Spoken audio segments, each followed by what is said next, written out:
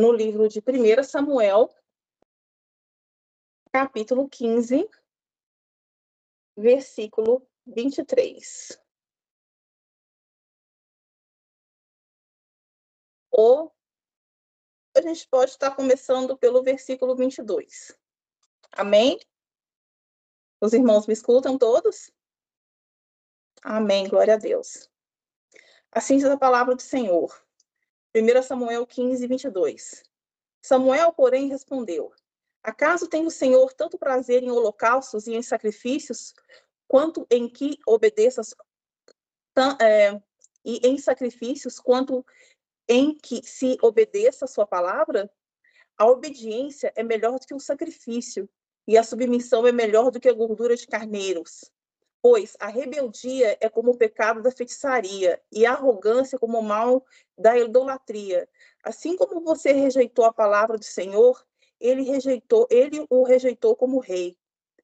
Pequei, disse Saul, violei a ordem do Senhor e as instruções que tu me destes. Tive medo dos soldados e os atendi. Agora eu imploro, perdoa o meu pecado e volta comigo para que eu adore o Senhor.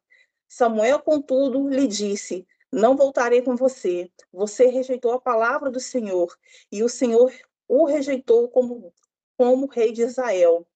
Quando Samuel se virou para sair, Saul agarrou-se à barra do manto dele, e o manto se rasgou. E Samuel lhe disse: o Senhor rasgou de você hoje o reino de Israel e o entregou a alguém que é melhor do que você. Amém, glória a Deus. Aleluia. Forte essa palavra, né, irmãos? Bem forte. Eu tenho certeza que, assim, a primeira coisa que nós podemos pensar é o porquê que Deus rejeitou Saul e Deus abraçou Davi. Por que Deus rejeitou Saul? É uma pergunta que a gente se faz. Rejeição, quando alguém nos rejeita, fala assim, eu te rejeito. Graças a Deus isso nunca aconteceu comigo, mas deve ser uma coisa muito forte, né? É uma coisa muito forte a rejeição. É muito forte, é muito dolorido. E assim, voltando agora, lá um pouquinho para trás, quando nós, né, em 1 Samuel 8, Samuel já era idoso, ele era juiz de Israel, como todos nós sabemos. Samuel era juiz, ele foi o último juiz de Israel. E Samuel, ele nomeou os filhos dele para ficarem no lugar dele. Só que os filhos de Samuel, eles não eram muito boa-bisca, não. Eles faziam coisas muito erradas. E isso não agradou muito o povo, não agradaram muito os líderes. E o povo, assim, o povo começou a reclamar, porque, assim, o povo começou a falar para Samuel, Samuel, a gente quer um rei, a gente quer um rei, nós queremos um rei, nós queremos um rei, nós queremos um rei. Samuel, ele ficou muito triste, porque, assim, eu fico pensando, por que o povo queria um rei tão urgentemente? Porque o povo de Israel, ele começou a ter aquela necessidade de copiar outros reinados, né? A gente quer um rei físico, de carne e osso, que nós queremos um rei homem, que pegue, monte num cavalo, guerreie, vença as guerras. Só que eles esqueceram que quem ganha as nossas guerras é Deus. Deus é que ganhava as guerras de Israel. E Samuel ficou muito triste com isso, ele se entristeceu, ficou conversar com Deus, né? Porque ele começou a pensar, pô, Deus, desde pequeno, eu estou aqui, minha mãe me entregou, estou desde pequeno, servi na sua casa, sirvo esse povo, faço tudo para esse povo, e olha a ingratidão desse povo. O povo está me negando, o povo está me rejeitando. Aí Deus olha para Samuel, né? Deus fala com Samuel, Samuel, esse povo não está rejeitando a você, esse povo está rejeitando a mim, assim como eles sempre fizeram desde quando eu tirei eles do Egito. E assim, eu fico pensando, Meu Deus, quanta ingratidão! Deus livrou o povo de Israel de tanto perrengue e mesmo assim o povo continuou murmurando e sendo ingrato. E aí Deus virou para Samuel e falou assim: você vai e faz o que o povo está pedindo. Você vai pegar um rei e dar para esse povo. Porque o povo assim, de Israel, eles sempre estavam vivendo sobre ameaças, principalmente as ameaças do povo filisteu, né? E a gente sabe, se nós formos olhar essa história toda, tem esse problema com a Felístia até hoje, que no caso é a Palestina, que é a antiga Felístia, né? Então, assim, é uma coisa que se perpetua, é uma pedra assim, é uma coisinha do calcanhar de Aquiles de Israel, que é a Felístia. Os filisteus. E eles, aí, né, por causa disso, por causa de ataques, por causa de ameaças, o que acontece? Eles ficaram pedindo esse rei. Aí, quando a gente pula um pouquinho mais para frente, em Samuel, a 1 Samuel 9, tinha um homem, né, Saul, que era um benjamita, filho de Quis, ele saiu para procurar a jumenta. Saiu para procurar a jumenta. Logo depois, Saul é ungido. Saul é ungido, e aí o povo, Saul sai para uma guerra. E nessa guerra que Saul sai, Saul vence essa guerra, aí sim, aí o povo fala, agora nós temos um rei. Isso sim, aí isso sim. Só que voltando só um pouquinho mais atrás, Deus virou para Samuel e falou assim, o povo quer rei, né? Só que fala para eles, se eles querem rei, eles vão ter, eles simplesmente terão que tem algumas estipulações, né?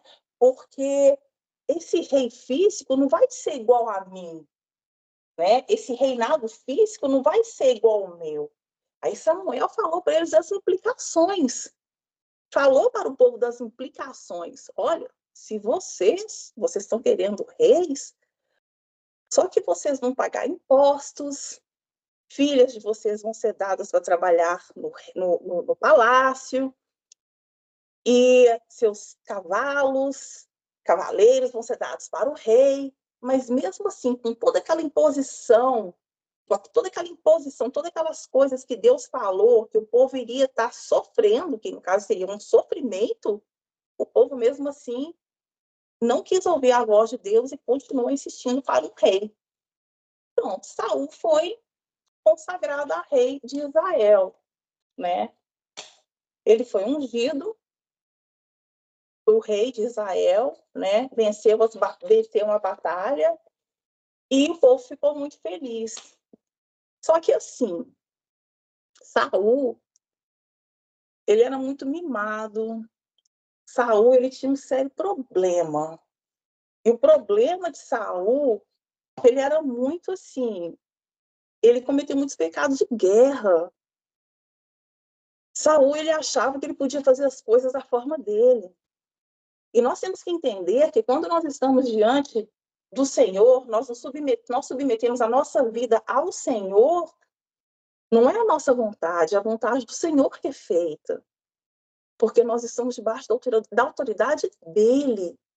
Nós não estamos sob a autoridade do homem terreno. Nós temos sim que respeitar, né, as leis terrenas, porque temos que respeitar, né? Mas nós cristãos, nós sabemos que nós estamos sob a autoridade de Deus.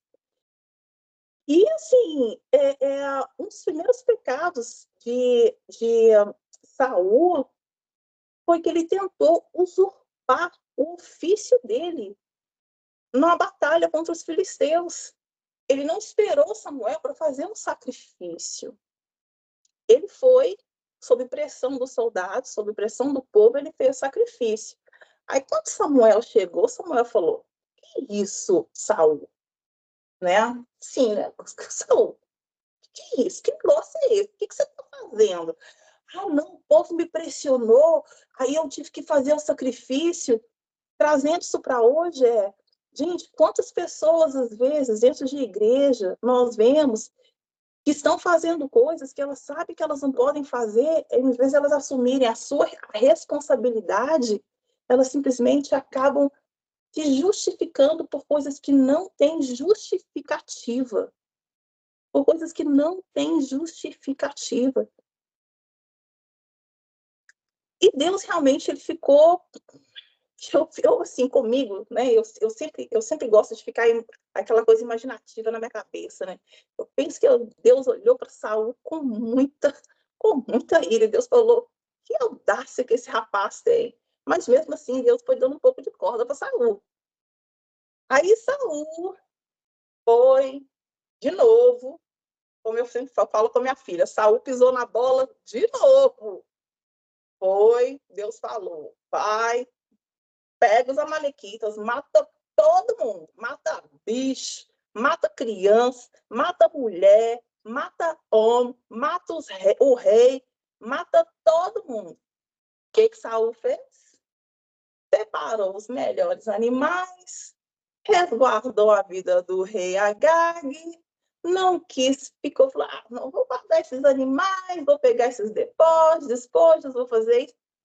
Aí Samuel chegou e Samuel de novo perguntou para Saul: Saul, o que tu tá fazendo, Saul? Não, porque eu vou dar esses animais como sacrifício. Aí o que nós lemos lá em Samuel 15 é melhor obedecer do que sacrificar. Ele desobedeceu. Ele salvou, porque nessa mesma época Saul decretou um jejum. E o que aconteceu? Saul, Jonas, né, o filho dele, não sabia desse jejum. Jonas comeu mel de abelha. Saul descobriu isso, ele queria matar o próprio filho, mas o que Deus mandou ele fazer, ele não fez. Ele estava na desobediência. Então, assim, é uma coisa muito triste isso, porque às vezes, quantas pessoas nós não vemos hoje que estão dentro de ministérios, mas que estão fora do centro de Deus. As pessoas, elas são alguém dentro de casa, algo dentro de casa, mas dentro da igreja são outras, porque o que eu falo, o fundamento de um ministério, ele começa dentro de casa, é dentro de casa que começa, né? Porque, assim, eu ouvi esse pastor, ele falando uma coisa muito interessante, ele falou assim, muitos cristãos falam, igreja de joelho, família de pé. Mas é o contrário, família de pé, família de joelho e igreja de pé. O nosso ministério, ele primeiro tem que começar dentro da nossa casa. Nós temos que dar exemplos para os nossos filhos, para os nossos maridos, ou maridos têm que dar exemplo para vossas esposas, né? E assim, isso a gente sempre pode estar trazendo para os dias atuais, pegando e trazendo para os dias atuais. E assim, bem resumindo mesmo, tá, gente? Eu estou bem resumindo mesmo, né, essa história, porque, né, a gente sabe que o primeiro, né, 1 Samuel, 2 Samuel são um livro assim, são livros assim meio longos, são longos, né, livros grandes assim. Mas o que Saul fez? Saul ele desobedeceu. Saul desobedeceu, só que Saul nunca teve arrependimento. Ele sempre tentava justificar o seu erro, o seu pecado. Aí Deus virou para Samuel e falou assim: Samuel, o porquê que você se entristece por Saul? Eu já falei que eu já tirei o reinado dele. Como assim? Deus falando para Samuel: para que tu continua orando para Saul? Eu já falei que, ó, acabou-se. Porque, na verdade, além de Saul ter desrespeitado muita coisa das leis de Deus, ele foi se afastando, porque ele achou que ele podia reinar sem Deus. E nós temos que entender que sem Deus, no centro da nossa vida, da nossa casa, do nosso ministério, nós não somos nada. Nós não somos nada, nós não somos ninguém. Ninguém, ninguém, ninguém. Sem Deus, nós não somos nada. Ele é o pilar da nossa casa. Ele é a fundação da nossa casa, da nossa família. É Deus, primeiramente, em tudo. E assim, em uma guerra, e foi uma guerra contra os filisteus, né? Para terminar essa parte, que foi uma guerra contra os filisteus, que Saul, ele se suicidou, porque ele ia perder essa guerra, porque Deus não estava com aquele exército. Deus não estava com aquele exército, e ele ia perder a guerra como ele perdeu a guerra. Aí ele falou né, para um escudeiro dele, falou: me mate para que eu não caia na mão dos meus inimigos. E o escudeiro dele falou: longe de mim, Senhor, tipo, te matar. Poxa, tipo assim, quem? Eu não vou te matar, não, rei Saul, misericórdia. Saul foi e se suicidou. Saul se suicidou, o escudeiro suicidou, os 3 filhos de Saul foram mortos. Os filisteus vieram, viram que Saul estava morto, arrancou a cabeça deles e pendurou aqueles corpos. Então, assim, o que a gente entende, sabe? O que a gente tem que entender em relação a essa curta, esse resumão que eu fiz mesmo em relação ao reinado de Saul, porque, né, seus irmãos, tenho certeza que os irmãos conhecem a história, e para quem quer se aprofundar mais, né, primeiro Samuel, o que nós aprendemos que quando Samuel virou para Saul e falou assim, que Deus já tinha escolhido um outro melhor, aquilo assim, aquilo que eu acho que também meio tirou Saul. Mas isso também faz com que nós entendamos que Saul foi um homem escolhido pelo povo. E Davi foi um homem escolhido por Deus. Por Deus. E é muito diferente isso.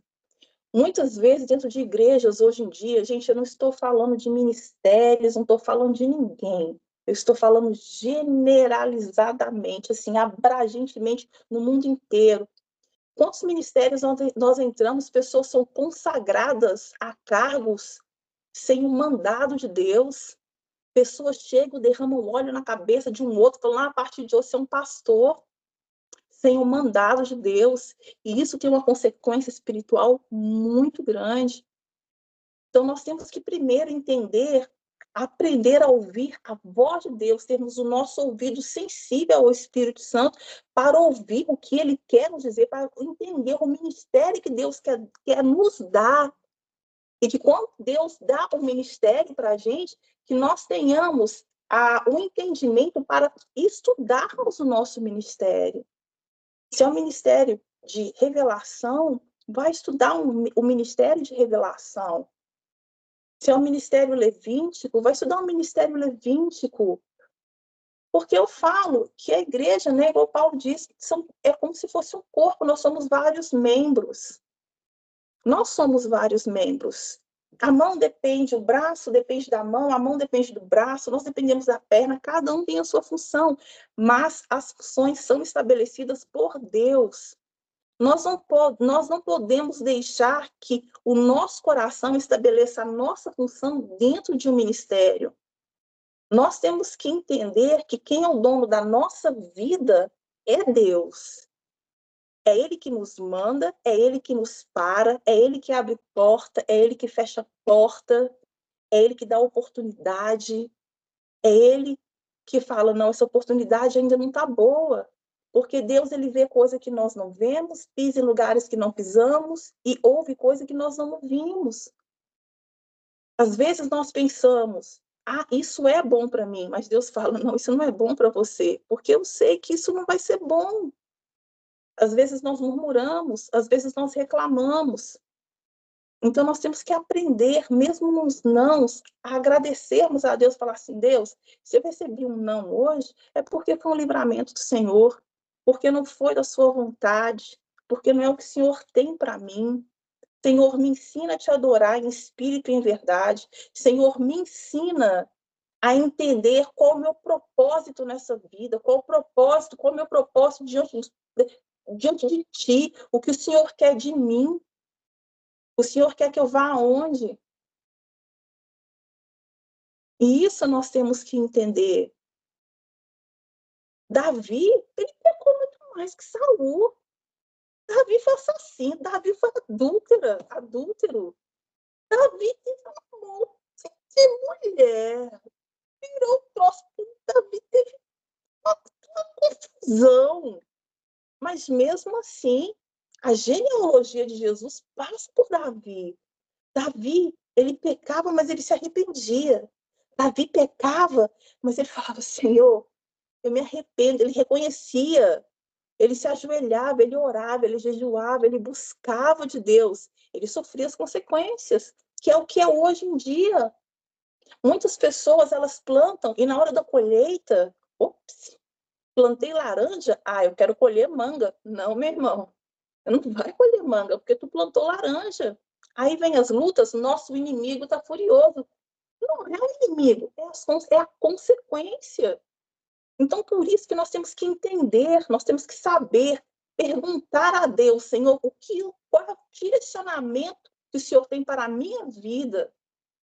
Gente, eu passo perrenho.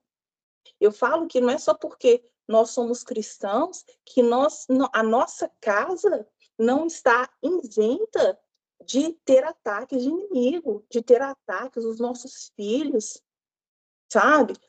Tem mais ou menos uns 2 meses, a minha filha ela teve uma overdose. Ela quase morreu. Mas um dia antes dela ter essa overdose, Deus usou até a missionária Rose, falando assim, Deus manda fazer uma... Como foi a palavra, gente, que Deus falou? Não foi limpeza, foi algo mais profundo no quarto de Júlia. Porque quando eu entrava, eu sentia um cheiro. E eu perguntava para ela, ela só negava, negava, negava. Até que Deus revelou. Deus me deu 2 sonhos. Deus deu um sonho para a missionária Rose. E ela fez igual Saul. Achou que ela podia desafiar Deus, podia fazer com que Deus fosse bobo. Não, Deus te deu sonho? Peraí, que eu posso esconder, eu posso fazer errado. E quando ela teve a overdose, ela quase morreu. No dia seguinte, quando ela já estava em casa, que ela foi liberada do hospital, eu estava numa live, e Deus usou uma irmã para falar comigo. Deus falou, aquele dia, o anjo da morte queria ceifar a vida dela. Mas o meu anjo, eu não deixei. Eu passei esse recado para ela. Porque às vezes não é só porque são pessoas que, às vezes, nós temos o péssimo hábito, pelo fato de a gente tenta privar as pessoas que nós amamos de certas coisas, só que isso não é amor. Isso não é amor, nós não podemos privar. Eu falei com ela, eu falei, olha, Deus te livrou da morte. Se eu fosse você, eu fazia um concerto com o papai e ficava esperta. Porque se você tivesse morrido, você teria morrido sem salvação. Nossa, ela chorava, ela chorava, ela chorava. Ela falou, mãe, eu falei, infelizmente, minha filha, eu não posso fazer nada. Eu não posso fazer nada. Porque herança e legado são 2 coisas diferentes. Herança, eu deixo para você uma coisa. Eu morro, deixo uma casa, deixo um carro, ou dívida, ou seja o que for. Isso é uma herança. Agora, legado é o que a gente pode passar de ensinamento para os nossos filhos, para as pessoas que a gente ama, para as pessoas que estão no nosso ministério. E é isso que nós temos que entender. Nós temos que deixar um legado, nós temos que passar um legado. As pessoas elas têm que entender, nós cristãos, nós temos que entender. Hoje em dia, outro dia eu estava falando sobre isso, falei, meu Deus, são tantas denominações de igrejas, tantas denominações, mas a palavra aqui não fala de denominação. A palavra fala salvação, me siga. Esse livro aqui não fala de denominações. Muitos são os homens que acordam, que criam coisas, vão e pessoas seguem. Por isso que Deus já fala, Jesus fala, meu povo perece por falta de conhecimento. Então nós temos que aprender a não conhecermos Deus, não pelo ouvir de pessoas, mas a gente tem que se relacionar, vamos nos relacionar com Ele. Vamos ler a palavra de Deus, porque a palavra de Deus é a boca de Deus na nossa vida, a revelação de Deus na nossa vida. E é isso. E é isso que nós temos que ser. Nós temos vários exemplos na Bíblia. Uma vez uma pessoa falou assim para mim, mas sendo Deus, o porquê que Israel teve tantos reis maus que foram escolhidos por Deus? Eu falei, Deus sabia que eles iriam ser maus. Deus sabia que eles iriam se corromper. Mas o que Deus quer ensinar para a gente é que mesmo mesmo errando, Deus ele nos dá uma segunda chance para que a gente recomece e comece a fazer tudo certo de novo. E isso é um privilégio. Poder deixar o velho homem e começar tudo de novo e fazer tudo novo é um privilégio que muitas pessoas acabam deixando para amanhã. Ah, amanhã eu começo, amanhã eu faço. Talvez amanhã a gente não vai ter uma nova oportunidade. E a gente acaba não tendo. Porque, igual eu falo, a palavra de Deus fala que Jesus ele vai vir como um relâmpago. Ninguém sabe a hora, o dia, o minuto, o segundo. E esse relâmpago, esse minuto, é a morte. Nós não sabemos o dia que nós nascemos e nós não sabemos o dia que nós vamos morrer. E essa é a realidade. Esse relâmpago pode vir para mim amanhã, quando eu estiver dormindo, daqui 20 anos, daqui 40 anos, só Deus sabe. Quando Deus fala, ó, senha 22, ó, é a Cíntia, ó, seu tempo cerrou na terra. Bem, aí nós vamos ter que prestar contas a Deus. O que nós fizemos aqui? De que tipo de fruto que nós fomos? Que tipo de pessoas que nós fomos? Que tipo de legado que nós deixamos? Porque Deus não está interessado em que tipo de herança que nós vamos deixar, bens materiais que nós vamos deixar. Porque bens materiais, a própria palavra de Deus já fala que a traça come. Mas legado é uma coisa que ela se perpetua, é de geração para geração, que são princípios. E é isso que Deus quer de nós. Que nós possamos entender todos os dias, pegar esse exemplo de Saul mesmo, e falar, Senhor, eu não quero ser como Saul. Eu não quero, Senhor, eu não quero ser desobediente, eu não quero fazer, eu não quero passar na frente das coisas que o Senhor tem para mim. Nós temos que aprender a isso. Nós temos que aprender que Deus ele tem um propósito para a nossa vida. Mas esse propósito que Deus tem na nossa vida, ele só vai se concretizar a partir do momento que a gente se coloca na brecha, a gente fala, Senhor, eis-me aqui. Eis-me aqui. Poda, tira o que não tiver, tira o que tiver de ser tirado, me faz um vaso novo, mas sem a reclamação. Porque às vezes, quando Deus começa a trabalhar, ai Deus, mas isso não, né? Tipo, eu gosto desse copo aqui, mas o copo Deus não quer que eu tenha. Ah, não, mas Deus, mas eu gosto desse copo, Deus, eu custei tanto a comprar. Não, Deus não quer isso. Que nós possamos e que a gente possa entender todos os dias que, primeiro, nosso ministério, o primeiro ministério que Deus criou foi um ministério chamado família. Família, projeto de Deus. Família, projeto de Deus. Esposo, esposa, filhos, para os que são casados, para os que não são casados, né? Família. Nós temos que começar a obra de Deus dentro da nossa casa. Hoje, infelizmente, a gente vê muito disso, gente. Obreiros que estão indo para a igreja, mas que desrespeitam, tem um desrespeito muito grande para com os filhos, para com a sua esposa, ou esposas que não respeitam os seus maridos, sabe?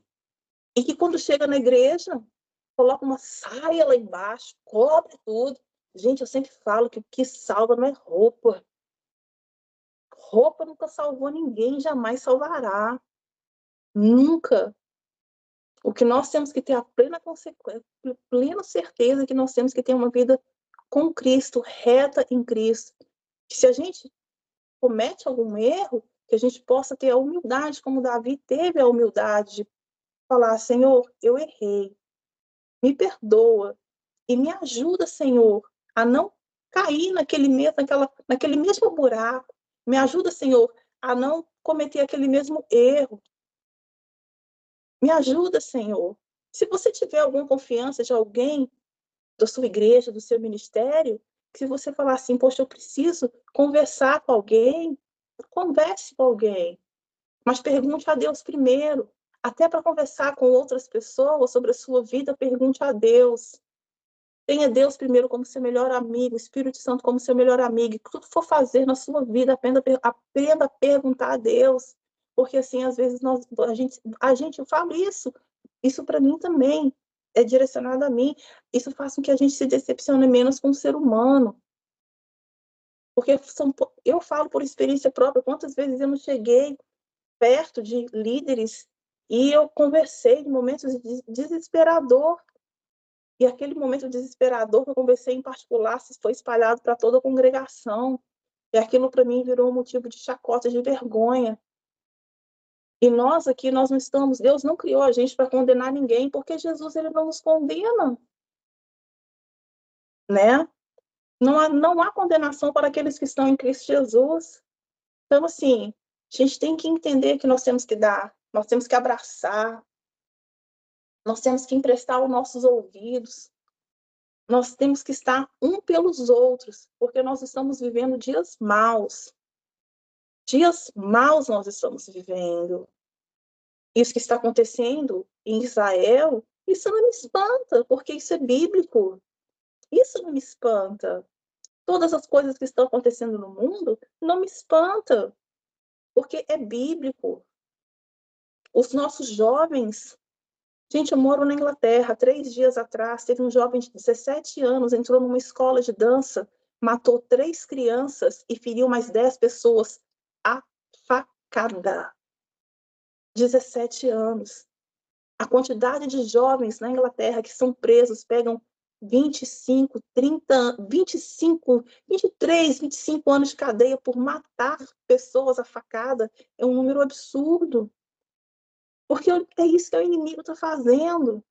Ele está parando com que as pessoas vivam o evangelho dentro de casa. Hoje em dia, nas escolas, não é mais pregado uma Bíblia, não tem mais esse ensinamento. E às vezes os pais não têm nem esse prazer de sentar com seus próprios filhos, de explicar a palavra para os próprios filhos, porque é cada um no seu canto com o seu celular. É com o seu celular. Às vezes é família que mora dentro da própria casa, mas eles mal se veem, porque cada um no seu quarto, cada um no seu mundo. E isso, quem vai ganhando espaço é o inimigo. E o inimigo vai ganhando espaço. Então, nós temos que entender que ainda existe uma igreja de joelho que ora. Ainda existe uma igreja de joelho que jejua. E que a igreja do Senhor ela não será derrotada. Mas para isso nós temos que nos juntar como um elo. E nós temos que começar a entender que doutrina